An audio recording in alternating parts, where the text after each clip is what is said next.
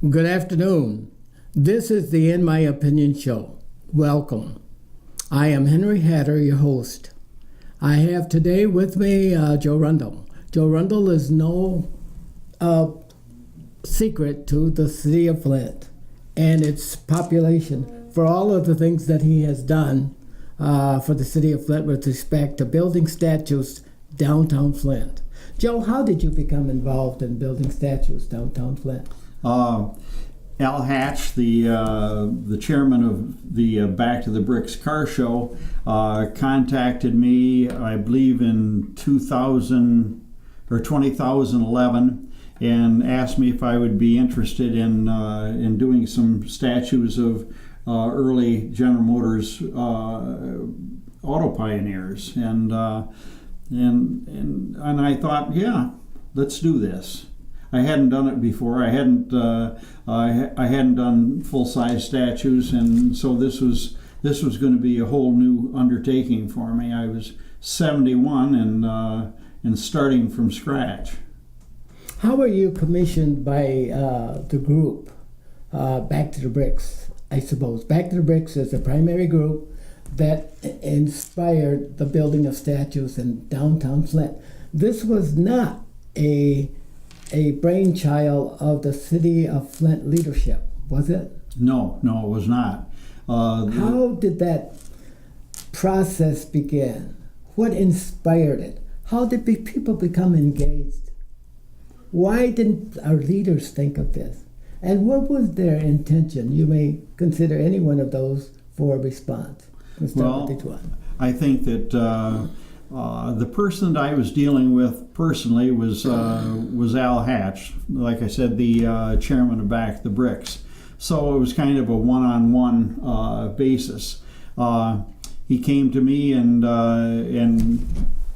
proposed doing a contract of 8 early General Motors auto pioneers, and I liked the idea. It was something new for me. I usually am known as a firearms engraver, so this was like going from something very, very small to something very, very large, and I was able to make the leap, and still am making that leap.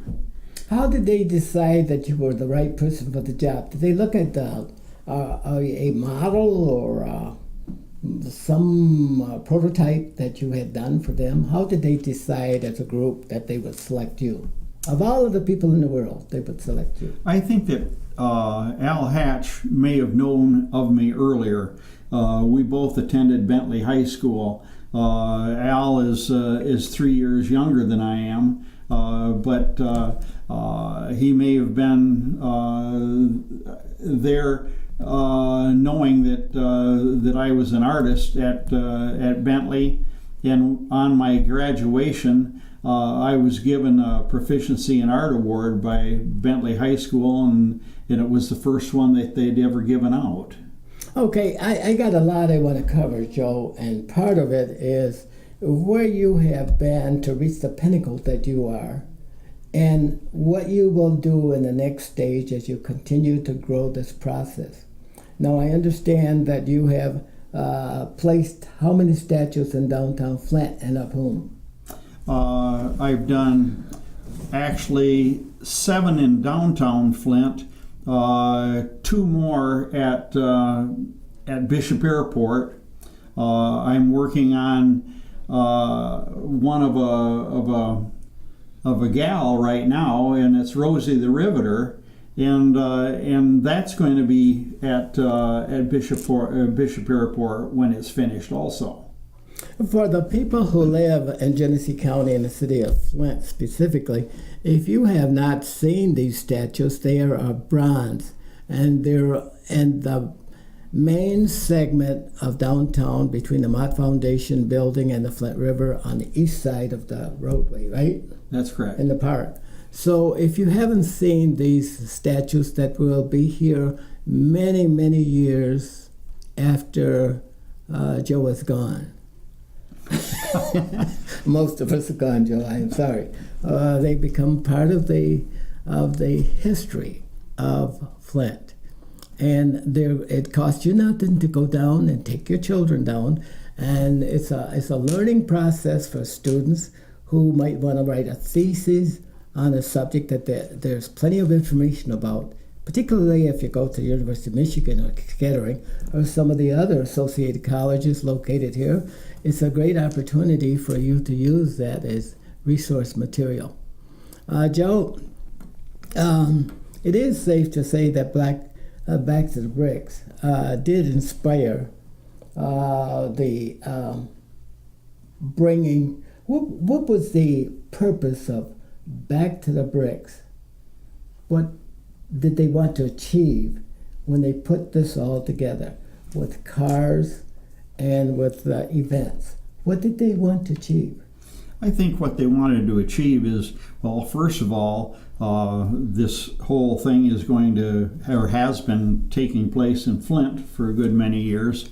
And Flint is the capital of General Motors. Without General Motors, there wouldn't be really a Flint, and without Flint, there wouldn't be a General Motors. So both things have worked hand in hand, and at one time, Flint was probably the most dynamic city in the world. Yes, and Flint, along with Detroit, of course, would have been the fifth largest industrial empire in the world in the 1970s. So Flint was very vital and important to the world. As you say, it set the world on wheels, right? That's right. And now it has helped to introduce, General Motors Corporation helped to introduce the middle class to most Americans. There were other companies that did the same thing, but in Flint, if you worked in Flint, Michigan, or for any of the General Motors plant, you got wages that were in the 90 percentiles of the highest wage earners in the world. And how would you comment on that? Well, you're right about the wages. I worked at a lot of jobs when early on after high school, and in fact, my first job out of high school was working for an advertising agency as an artist, but I wasn't paid very much. And then after a while, a friend came out and brought me an application for work at the V8 engine plant. Up until that time, I'd been making $1 an hour, and the friends asked me, would I like a job there? And I filled out the application and went down, and I think it was on a Thursday. I took a physical, and I started the next day.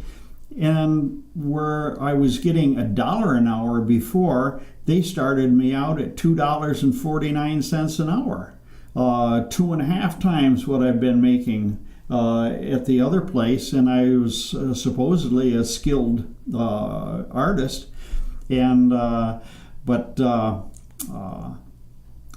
General Motors gave me my start, and I think I'm doing my best to pay General Motors back by doing some General Motors statues. Like I said, I've done actually 9 of them so far, and there may be some more in the works to come. Well, how would you say African Americans have fared out? As I recall, anybody who worked for General Motors and was unionized, and I've had this discussion with the Flint Journal before, that I made the claim that African Americans had become part of the middle class since 1941. But the union and I had an argument, and they said, no, Henry, it began in 1937. We became a union shop, and all of those individuals who worked in the plant and got unionized got the same wages. And General Motors and the union at that time had proclaimed that they had the highest wages in the world. That would very much put the black Americans in the middle class as early as 1937?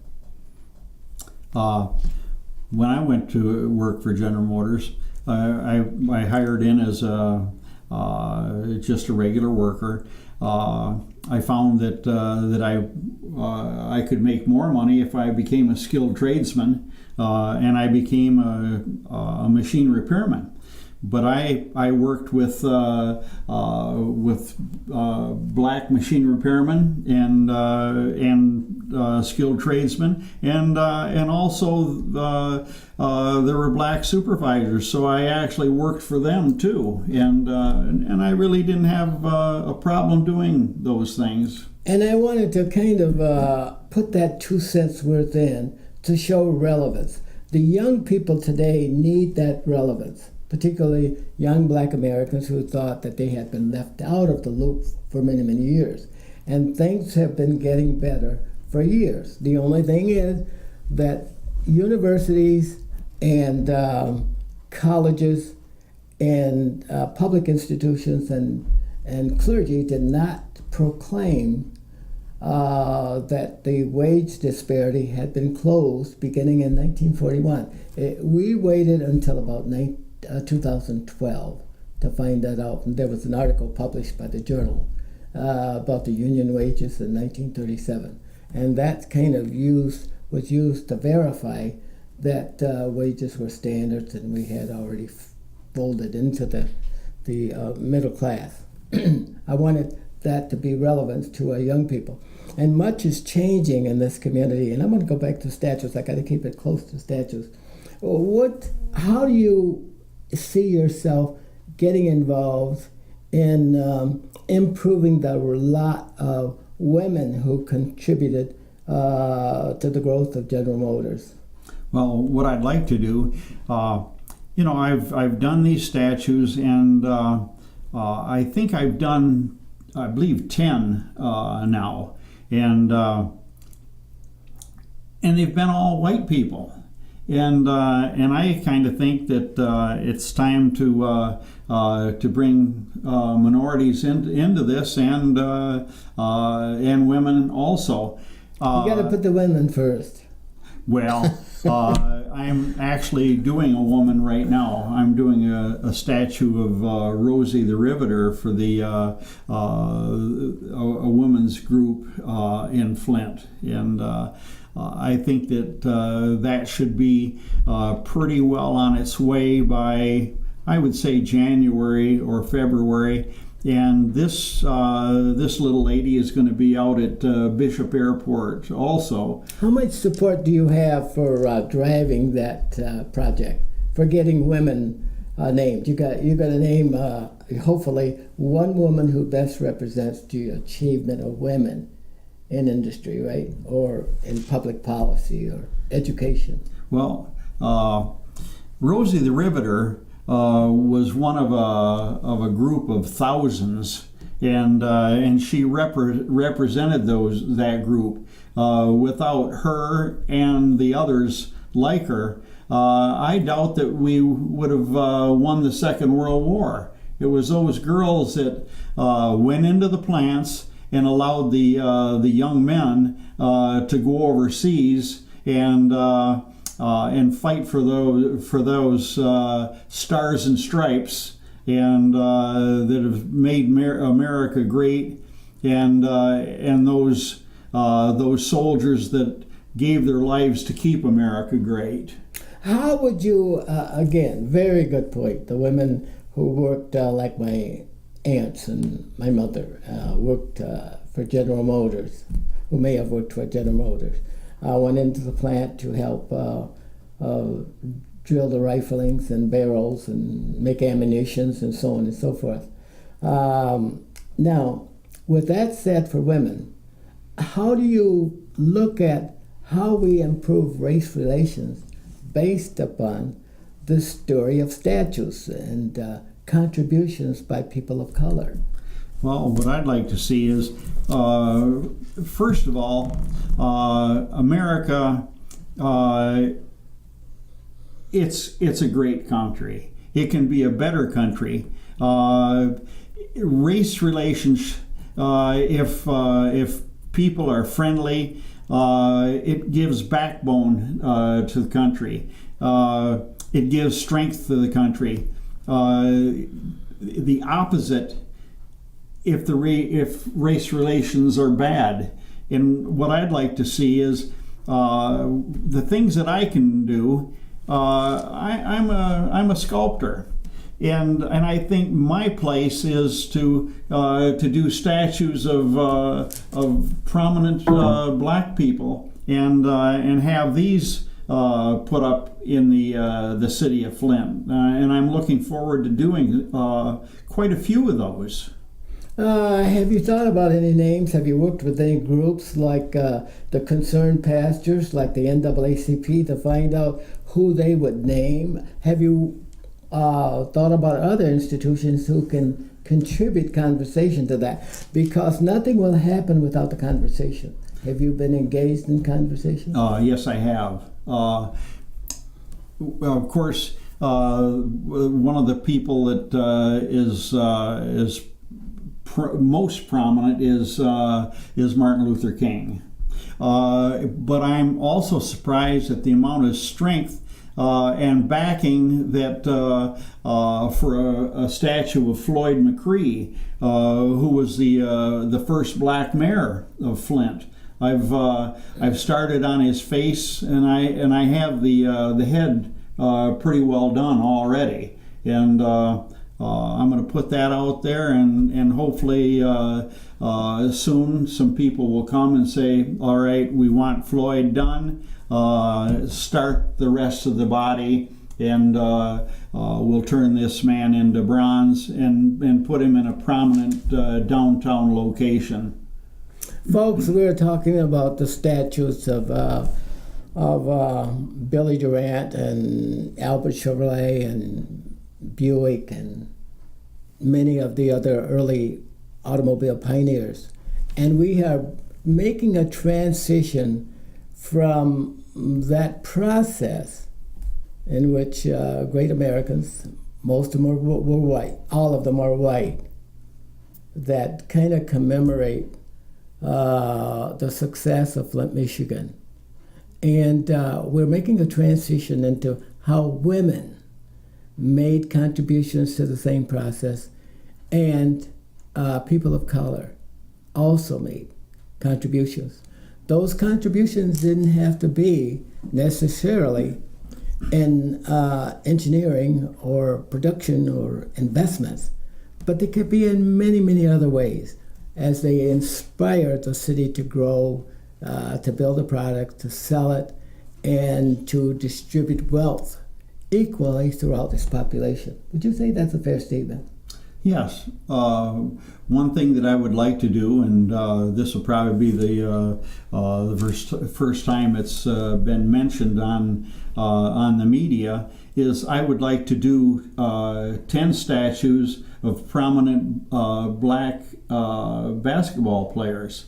I'd like to have each of them have the face of a famous Flint basketball player, and I'd like to do these men as if they're playing the game, and it's a stop action, like a stop action photo, and I'd like to have those 10 in downtown Flint somewhere, and I'd like to have them in an area that children can go up and see their favorite player, touch his face, and kind of be part of the whole thing.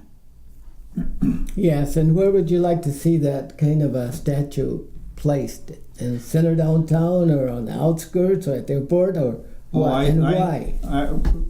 Two things. I think that Flint needs it. And I think that a series of statues like this would bring people downtown downtown proper to look at those statues, and I think it needs to be in the farmers market area, in through there. I might have a hard time getting backing there, but we'll see. if a lot of people want it, it'll happen.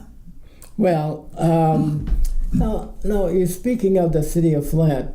They were not the inspiration to these growing statues, the placement of these statues that help to commemorate the life and legacy of any city throughout the world, like Greece, Rome, and etc. When the city became engaged in this process, what were their expectations? What did they want back? How did they want the city to benefit from this process? I think that what they wanted was the people looking at statues of people of Flint.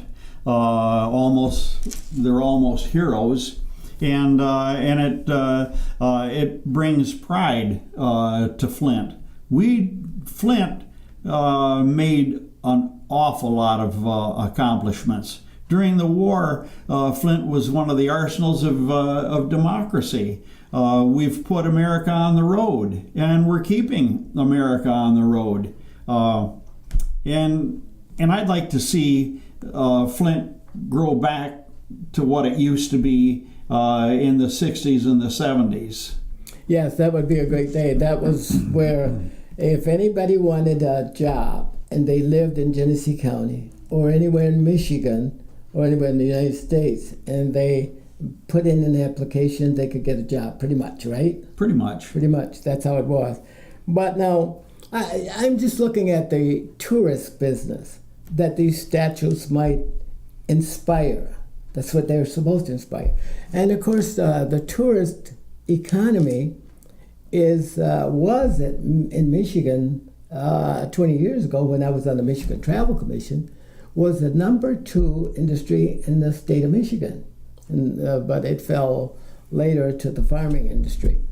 But have you got any baseline data that shows that the impact of Back to the Bricks and these statues have made a difference in the growth to the economy? And are people coming back to the city of Flint? Have we inspired people to move back into the city of Flint, particularly young people, with the universities and with many? There was a study taken just a few years back when it was said that students, new people who are getting married and wanting homes, wanted to live closer to theaters, to schools, to libraries, to their work. Do you see this trend occurring? It's a trend that we have to create ourselves. It isn't going to happen by itself. We have to make things that are interesting to people to come and experience those things, to look at the things that's being done in Flint. I think that Flint is prospering culturally from things that have been made and put into Flint. We've got a wonderful art institution downtown. We've got good schools, but we need population again to fill some of these schools back up again, and hopefully maybe some of the things that I'm doing will inspire people to come to Flint, at least to look, and if they go away with a good feeling of Flint, maybe they'll come back and build a home and stay here. But Joe, there is some evidence that this is already occurring.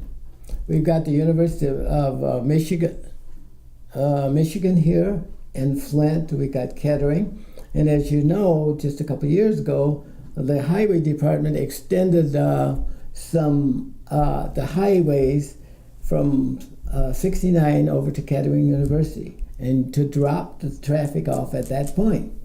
That's a connection. That's an endpoint, a destination spot. So universities are likely to be part of that great destination spot.